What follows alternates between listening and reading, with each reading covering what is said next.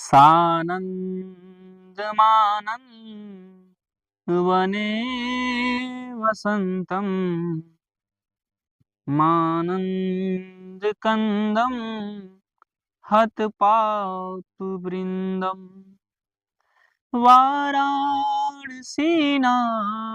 मम नाथ नाथं श्रीविश्वनाथं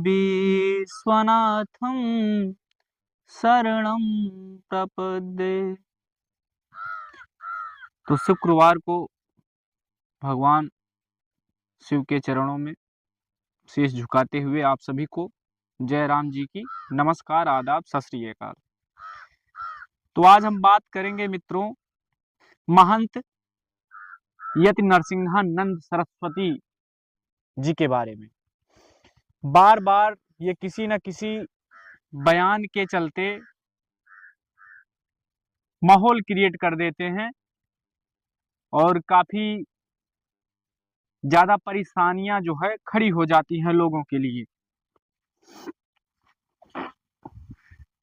तो इस बार भी कल भी इन्होंने जो है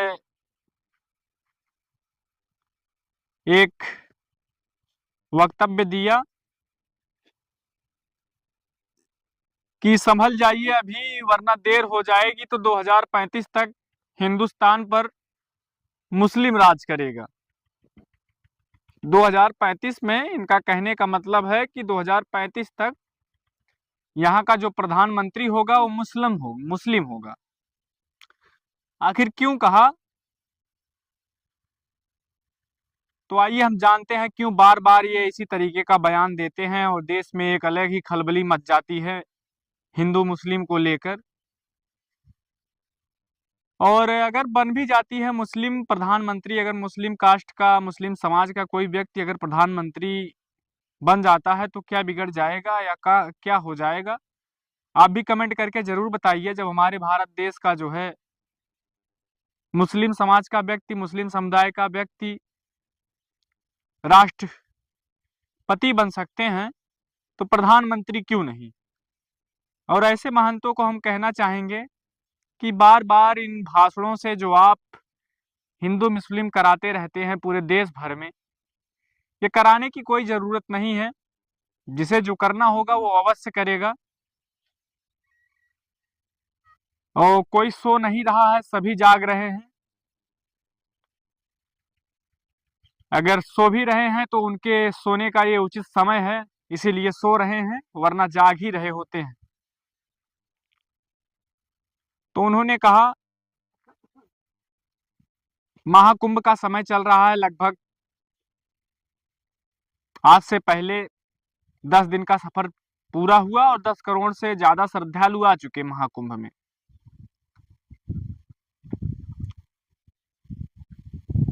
तो उन्होंने देश के हालत को देखकर, मौजूदा परिस्थितियों को देखकर कहा कि 2035 तक प्रधानमंत्री एक मुस्लिम ही होगा।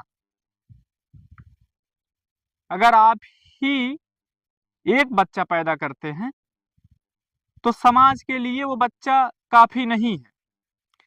इनके कहने का मतलब है मित्रों, जहां पे सरकारें और काफी अनुभवी लोग बताते हैं कि बढ़ती जनसंख्या को कैसे रोका जाए, तो उसमें सबसे बड़ा जो रोकथाम का एक प्रक्रिया है, सलाह देते हैं कि जो है बच्चे दो ही अच्छे। लेकिन इनके कहने का मतलब है अगर आपके पास एक पुत्र है तो किसी योग्य के नहीं, वो पुत्र के समान नहीं, संतान आपके, समझ लिए आपके संतान ही नहीं। अगर आपके पास एक पुत्र है, उन्होंने कहा एक बेटा पैदा करने से अच्छा है कि कोई संतान ही ना हो। सोचिए, इस तरीके की सोच है इन लोगों की। पता नहीं क्या जो है संत महात्मा बने हुए हैं, समझ में ही नहीं आता। जिस तरीके से हमारा सनातन वासुदेव कुटुंबकम की बात करता है, और ऐसे लोग डरते क्यों हैं मुस्लिमों का जो है राज आ जाने से? क्यों डर रहे हैं आप? डर इसलिए रहे हैं क्योंकि आप अपने धर्म को सही से पालन ही नहीं करते। आपको पता ही नहीं है सनातन है क्या, और बार बार भड़काऊ भाषण देकर हमारे भारत के लोगों को भटकाना चाहते हो। तो हम चाहेंगे आप ऐसे लोगों को जवाब दें कमेंट करके, और ऐसे लोगों की बातें बिल्कुल ना सुने जो धर्म के विरुद्ध भड़काते हों। सुनना ही है तो अनिरुद्धाचार्य जैसे महाराज भी हैं, उनके पास भी जाइए, उनकी भी बातें सुनिए। ऐसे कट्टरपंथियों की जरूरत नहीं है इस देश में।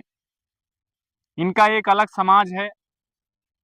जैसे मुस्लिमों में कई कट्टर मुस्लिम अपने आप को मानते हैं हिंदू को मारकर, वैसे हिंदू में भी कई संत महात्मा ऐसे हैं जो मुस्लिमों को जो है डरा कर धमका कर रखना चाहते हैं। तो ऐसा समाज हमें बिल्कुल भी नहीं चाहिए, हमारे भारत देश को किसी भी व्यक्ति को नहीं चाहिए।